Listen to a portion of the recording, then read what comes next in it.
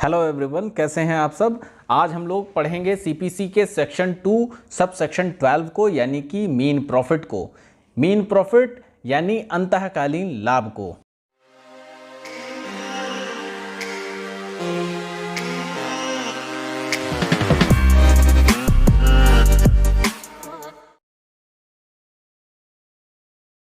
अंतःकालीन लाभ या mean profit, जिसकी स्पेलिंग है MESNE, ये एक लैटिन शब्द है जिसको हम प्रोनाउंस करते हैं मीन। तो मीन प्रॉफिट का मतलब होता है ऐसा कोई प्रॉफिट जो रॉन्गफुल पोजीशन से आ रहा हो। रॉन्गफुल पोजीशन का मतलब ऐसी कोई संपत्ति है जिस पे हमने गलत तौर से कब्जा कर रखा हो और उस कब्जे से हमको कोई लाभ प्राप्त हो रहा हो, तो उस लाभ को हम अंतःकालीन लाभ या मीन प्रॉफिट कहते हैं। सीपीसी के सेक्शन 2 सब सेक्शन 12 को हम जब पढ़ते हैं तो उसको हम दो भागों में बांटेंगे, क्योंकि वो दो बातें कहता है।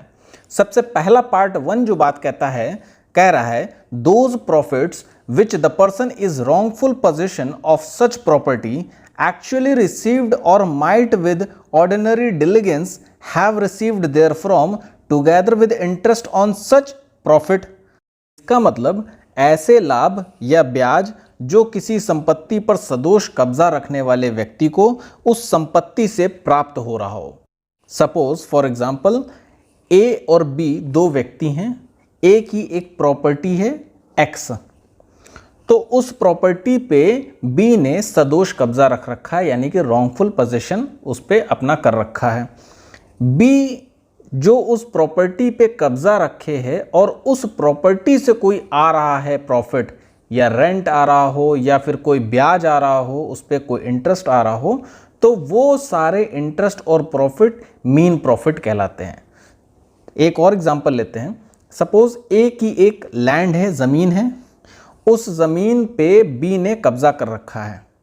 अब उस ज़मीन पे जो वो फसल उगा रहा है B, तो उस फसल से जो आने वाला लाभ है, उस फसल को बेच करके जो प्रॉफिट गेन कर रहा है, तो ये मीन प्रॉफिट कहलाएगा, यानी कि अंतःकालीन लाभ कहलाएगा। या फिर वो सिर्फ कब्जा कर रखा है और फ्यूचर डेट में आएगा या कमा सकता हो, जिसमें लिखा गया है डेलिगेंसली, तो इंटरेस्ट अगर फ्यूचर डेट में भी वो कमा सकता है उस प्रॉपर्टी से, तो वो इंटरेस्ट जो होगा, वो प्रॉफिट जो होगा, मीन प्रॉफिट कहलाया जाएगा। लेकिन अब इस सेक्शन का दूसरा पार्ट कहता है but not includes those profits due to improvements made by the person in wrongful position, यानी किंतु सदोष कब्जा रखने वाले व्यक्ति द्वारा की गई अभिवृद्धियों के कारण हुए लाभ इसके अंतर्गत नहीं आएंगे। इसको भी एक एग्जाम्पल के द्वारा हम लोग समझते हैं। सपोज दो व्यक्ति हैं A और B का एक घर है जिस पे सदोष कब्जा कर रखा है A ने।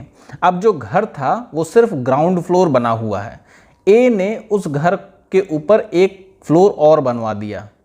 अब जो भी प्रॉफिट आ रहा है फ्लोर 1 से, यानी कि जो पहले माले से जो प्रॉफिट आ रहा है उस घर पे, या तो उसने रेंट पे उठा दिया है, तो उससे आने वाले रेंट का जो लाभ होगा वो मीन प्रॉफिट नहीं कहलाएगा, यानी कि अंतःकालीन लाभ के अंतर्गत नहीं आएगा। क्यों? क्योंकि वो प्रॉपर्टी A ने खुद बनवाई है।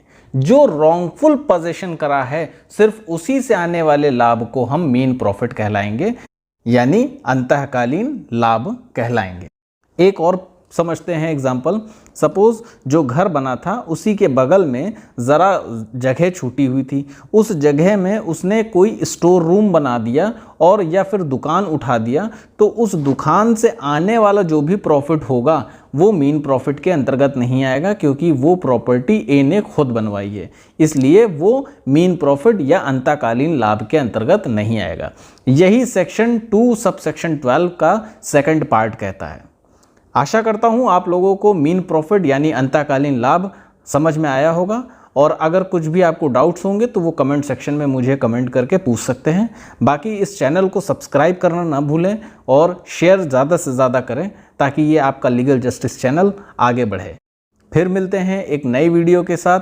Till then stay safe, stay healthy. जय हिंद, जय भारत।